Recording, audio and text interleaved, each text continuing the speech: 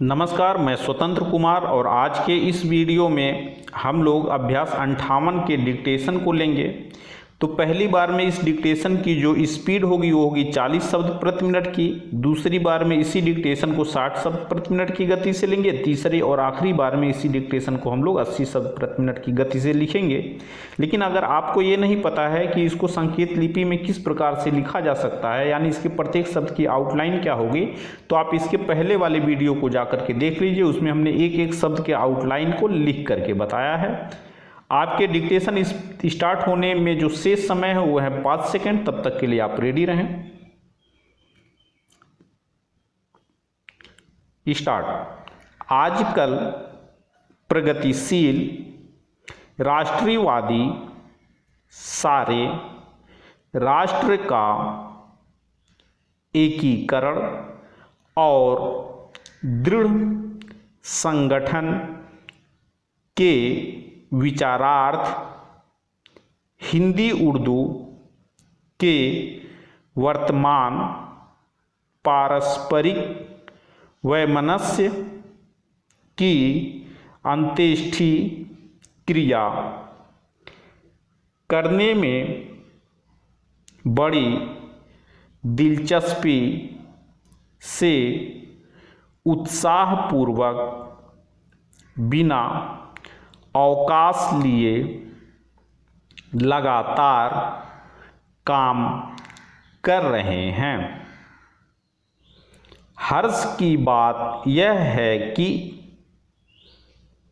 बड़े बड़े महामहोपाध्याय, मातृभाषी और मातृभूमि के सेवक, प्रतिष्ठित लेखक, पत्र संपादक, बहुतेरे राजनीति पटु, MLA और महात्मा गांधी भी इनकी नीति का हृदय से समर्थन करते हैं।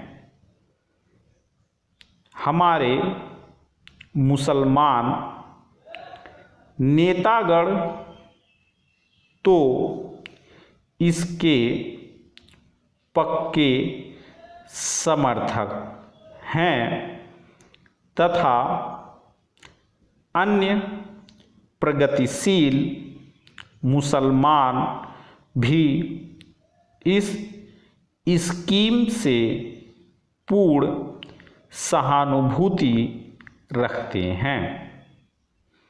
इतना ही नहीं, भिन्न भिन्न राजनैतिक विचारशील लोग भी राष्ट्रभाषा की आवश्यकता महसूस करते हैं। आज देश में कम्युनिज्म, फैसिज्म, समाजवाद, लोकतंत्रवाद और साम्राज्यवाद आदि भिन्न भिन्न दृष्टिकोण रखने वाले भी इस बात को नामंजूर नहीं कर सकते हैं कि हिंदुस्तानी की तजवीज़ का विरोध करने से भविष्य में देश को पश्चाताप के कड़वे फल अवश्य ही चखने पड़ेंगे।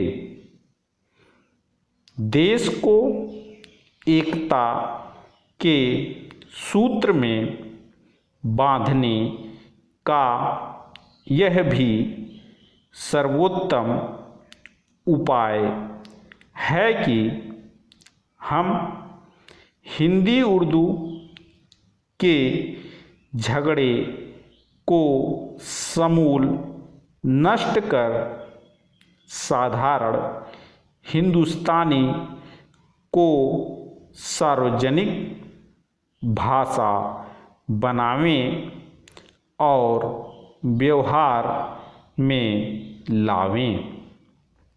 कुशल राजनीतिज्ञ तो असहयोग के जमाने के पूर्व ही से राष्ट्रभाषा की आवश्यकता समझते थे।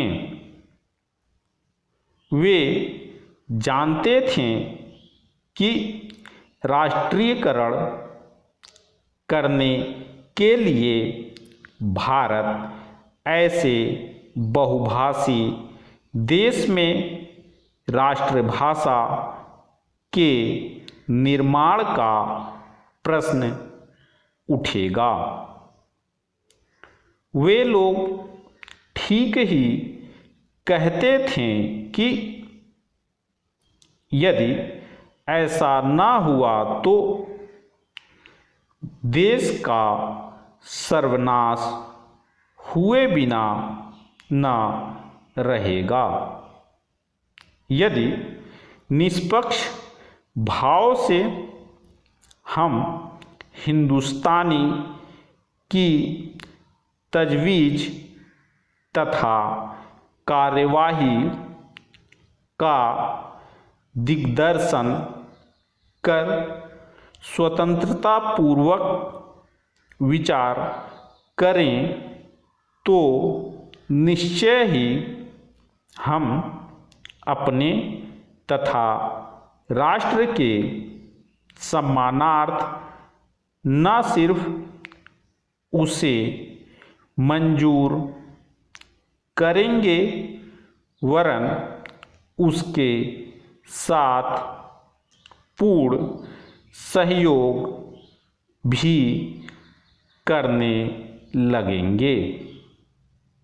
हमें दृढ़ विश्वास है कि यदि इस महत्वशाली एवं गौरवमय प्रश्न को नियमानुकूल हल करने का प्रयत्न किया जाए तो सफलता असंभव न होगी।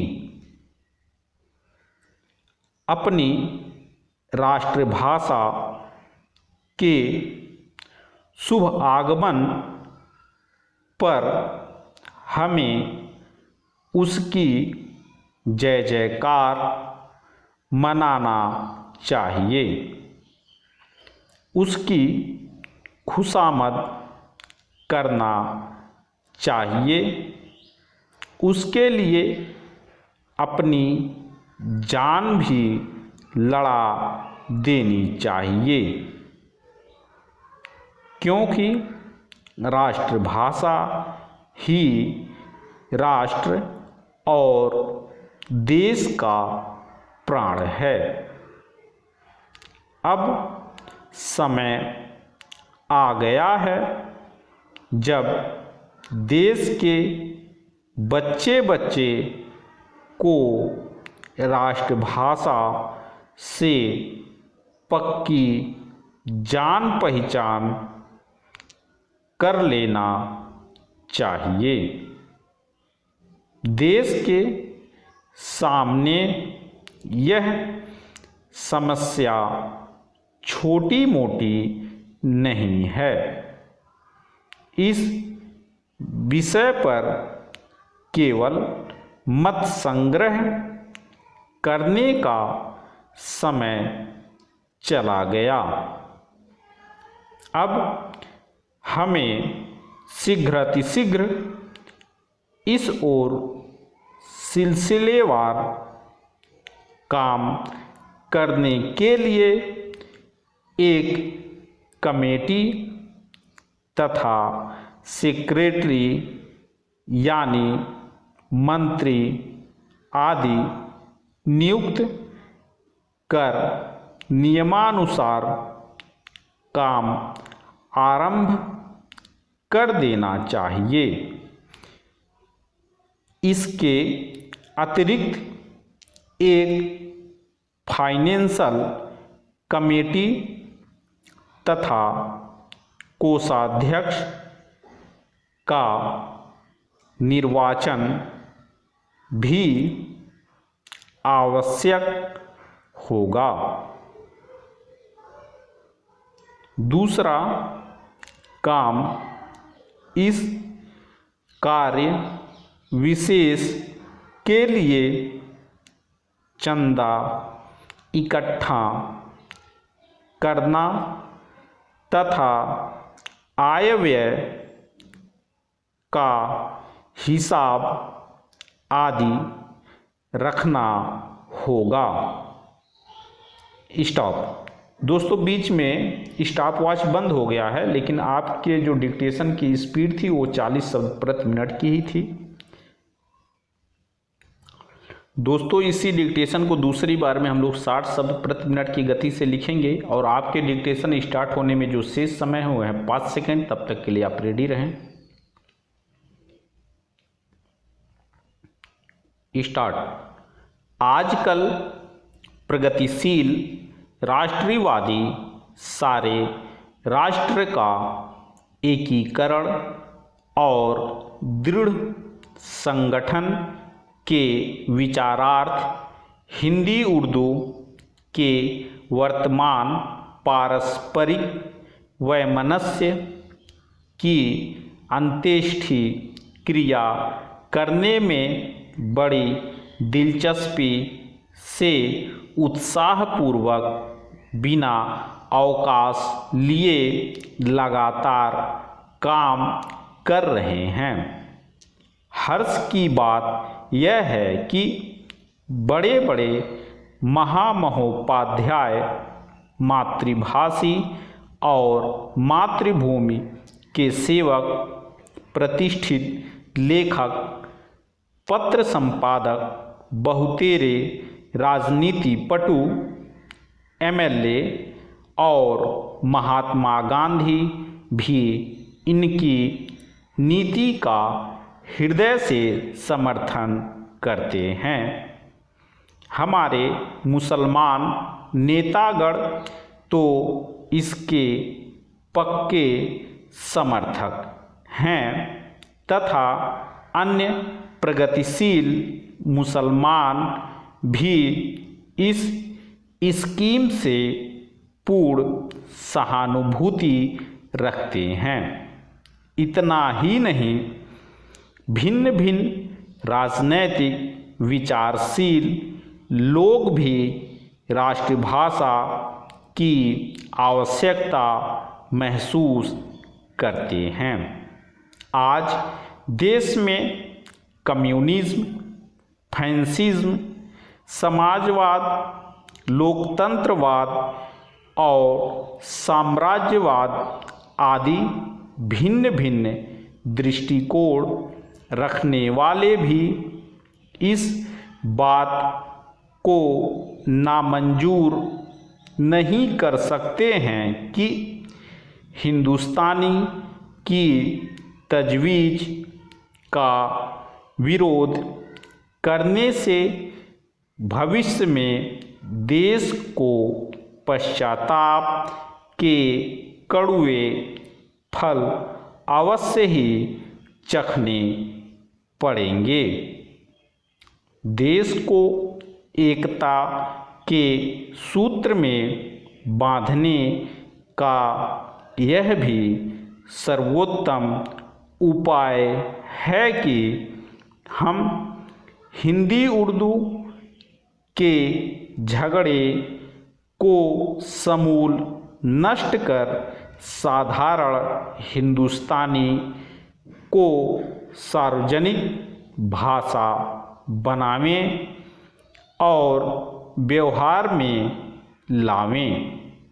कुशल राजनीतिज्ञ तो असहयोग के जमाने के पूर्व ही से राष्ट्रभाषा की आवश्यकता समझते थे।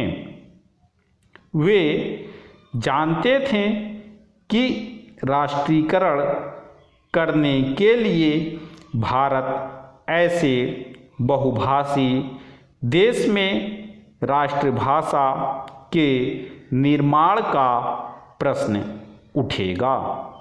वे लोग ठीक ही कहते थे कि यदि ऐसा न हुआ तो देश का सर्वनाश हुए बिना न रहेगा। यदि निष्पक्ष भाव से हम हिंदुस्तानी की तजवीज़ तथा कार्यवाही का दिग्दर्शन कर स्वतंत्रता पूर्वक विचार करें तो निश्चय ही हम अपने तथा राष्ट्र के सम्मानार्थ न सिर्फ उसे मंजूर करेंगे वरन उसके साथ पूर्ण सहयोग भी करने लगेंगे। हमें दृढ़ विश्वास है कि यदि इस महत्वशाली एवं गौरवमय प्रश्न को नियमानुकूल हल करने का प्रयत्न किया जाए तो सफलता असंभव न होगी। अपनी राष्ट्रभाषा के शुभागमन पर हमें उसकी जय जयकार मनाना चाहिए, उसकी खुशामद करना चाहिए, उसके लिए अपनी जान भी लड़ा देनी चाहिए, क्योंकि राष्ट्रभाषा ही राष्ट्र और देश का प्राण है। अब समय आ गया है जब देश के बच्चे बच्चे को राष्ट्रभाषा से पक्की जान पहचान कर लेना चाहिए। देश के सामने यह समस्या छोटी मोटी नहीं है। इस विषय पर केवल मत संग्रह करने का समय चला गया। अब हमें शीघ्रातिशीघ्र इस ओर सिलसिलेवार काम करने के लिए एक कमेटी तथा सेक्रेटरी यानी मंत्री आदि नियुक्त कर नियमानुसार काम आरंभ कर देना चाहिए। इसके अतिरिक्त एक फाइनेंशियल कमेटी तथा कोषाध्यक्ष का निर्वाचन भी आवश्यक होगा। दूसरा काम इस कार्य विशेष के लिए चंदा इकट्ठा करना तथा आय व्यय का हिसाब आदि रखना होगा। स्टॉप। दोस्तों, इसी डिक्टेशन को आखिरी बार में हम लोग 80 शब्द प्रति मिनट की गति से लिखेंगे और आपके डिक्टेशन स्टार्ट होने में जो शेष समय है वो है 5 सेकेंड। तब तक के लिए आप रेडी रहें।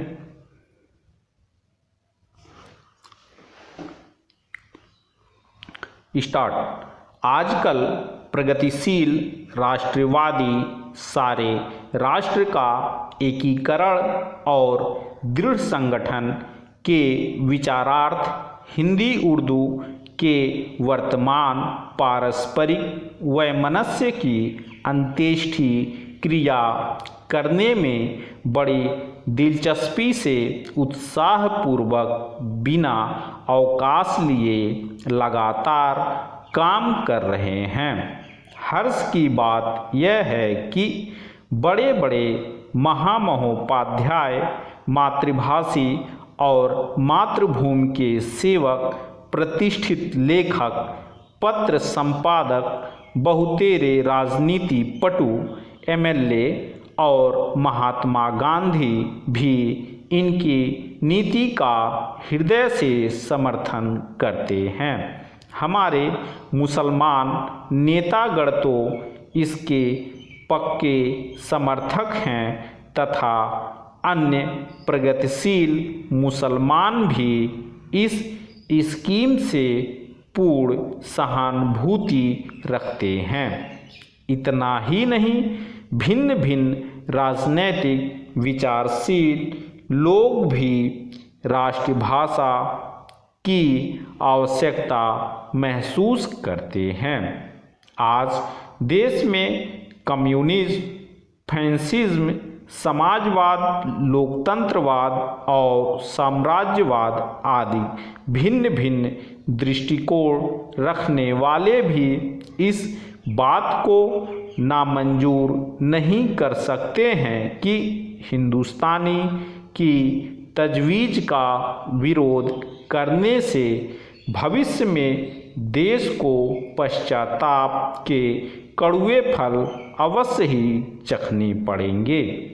देश को एकता के सूत्र में बांधने का यह भी सर्वोत्तम उपाय है कि हम हिंदी उर्दू के झगड़े को समूल नष्ट कर साधारण हिंदुस्तानी को सार्वजनिक भाषा बनावें और व्यवहार में लावें। कुशल राजनीतिज्ञ तो असहयोग के जमाने के पूर्व ही से राष्ट्रभाषा की आवश्यकता समझते थे। वे जानते थे कि राष्ट्रीयकरण करने के लिए भारत ऐसे बहुभाषी देश में राष्ट्रभाषा के निर्माण का प्रश्न उठेगा। वे लोग ठीक ही कहते थे कि यदि ऐसा हुआ तो देश का सर्वनाश हुए बिना न रहेगा। यदि निष्पक्ष भाव से हम हिंदुस्तानी की तजवीज़ तथा कार्यवाही का दिग्दर्शन कर स्वतंत्रता पूर्वक विचार करें तो निश्चय ही हम अपने तथा राष्ट्र के सम्मानार्थ न सिर्फ उसे मंजूर करेंगे वरन उसके साथ पूर्ण सहयोग भी करने लगेंगे। हमें दृढ़ विश्वास है कि यदि इस महत्वशाली एवं गौरवमय प्रश्न को नियमानुकूल हल करने का प्रयत्न किया जाए तो सफलता असंभव न होगी। अपनी राष्ट्रभाषा के शुभ आगमन पर हमें उसकी जय जयकार मनाना चाहिए, उसकी खुशामद करना चाहिए, उसके लिए अपनी जान भी लड़ा देनी चाहिए, क्योंकि राष्ट्रभाषा ही राष्ट्र और देश का प्राण है। अब समय आ गया है जब देश के बच्चे बच्चे को राष्ट्रभाषा से पक्की जान पहचान कर लेना चाहिए। देश के सामने यह समस्या छोटी मोटी नहीं है। इस विषय पर केवल मत संग्रह करने का समय चला गया। अब हमें शीघ्रातिशीघ्र इस ओर सिलसिलेवार काम करने के लिए एक कमेटी तथा सेक्रेटरी यानी मंत्री आदि नियुक्त कर नियमानुसार काम आरंभ कर देना चाहिए। इसके अतिरिक्त एक फाइनेंशियल कमेटी तथा कोषाध्यक्ष का निर्वाचन भी आवश्यक होगा। दूसरा काम इस कार्य विशेष के लिए चंदा इकट्ठा करना तथा आय व्यय का हिसाब आदि रखना होगा। स्टॉप।